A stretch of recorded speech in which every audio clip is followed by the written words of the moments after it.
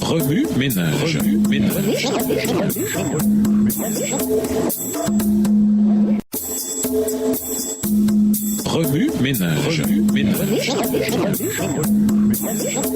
Bienvenue dans votre émission Remue ménage. Nous voilà à la leçon de lundi, interpréter, appliquer la parole de Dieu. Certaines révélations de la volonté de Dieu sont universelles et immuables. Par exemple, le retour de Jésus est un événement sûr qui se produira dans un proche avenir de l'histoire de la terre. Rien ne peut changer cette réalité. Ceci est appelé la volonté souveraine de Dieu. La volonté révélée de Dieu est complémentaire à la souveraineté de Dieu. Ce sont là les révélations de Dieu pour l'individu, contextualisées pour le milieu local. L'individu qui prend la décision doit, dans un esprit de prière et sous la direction du Saint-Esprit, appliquer et incorporer les principes extraits de la Bible. Lorsque nous devons prendre une décision, allons à Dieu en prière et demandons-lui de nous aider par le Saint-Esprit. Puis consultons la Bible pour découvrir des scénarios et des récits semblables. Quels principes peut-on glaner de ces récits? Prenons par exemple les passages scripturaires de cette semaine. 1 Roi 17, les versets 1 à 9 et 1 Roi 18, le verset 1. Quels principes de ces passages peuvent s'appliquer à votre situation? Y a-t-il d'autres passages pouvant être comparés avec celui-ci? L'expression et le principe répétés dans ces passages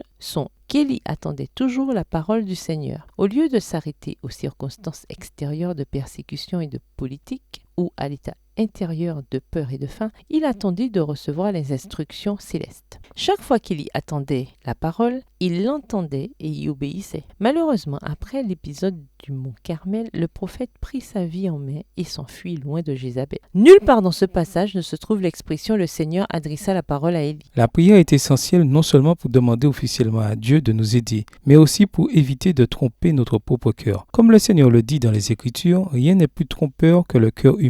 On ne peut pas le guérir, on ne peut rien y comprendre. Moi, dit le Seigneur, je vois jusqu'au fond du cœur, je perce le secret des consciences. Ainsi, je peux traiter chacun selon sa conduite et le résultat de ses actes. Jérémie 17, versets 9 et 10. Ce n'est pas la complexité ou l'indiscernable de la volonté de Dieu qui est un problème, mais la malhonnêteté du cœur humain. Même au milieu de l'étude biblique, le cœur humain peut être sélectif au sujet de ce qu'il veut bien savoir et faire, plutôt que de choisir les principes auxquels nous voulons obéir ou contrefaire des versets choisis pour un résultat spécifique. Nous devons rechercher la volonté de Dieu de tout notre cœur, comme nous en avons discuté la semaine dernière. Alors que certains principes exigent une étude plus approfondie, d'autres sont sans ambiguïté. Certains font partie de sa volonté souveraine, tandis que d'autres sont prescrits simplement pour nos circonstances. Certains passages requièrent toute une vie pour les comprendre, alors que la signification d'autres versets sera dévoilée de façon surnaturelle par le Saint-Esprit. Quelle que soit la catégorie des passages, ce qui importe plus encore que de comprendre la volonté de Dieu, c'est de respecter sa volonté et d'y obéir par sa grâce et sa force. Remue ménage, après avoir regardé votre texte écrit et annoté, quelles questions émergent après l'étude de ce passage? Quelle partie du passage trouvez-vous difficile? Quels éclairages particuliers vos notes semblent-elles indiquer dans l'ensemble? Quelle promesse de permission Dieu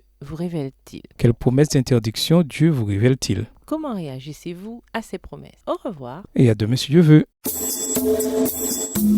Remue ménage. Remue ménage.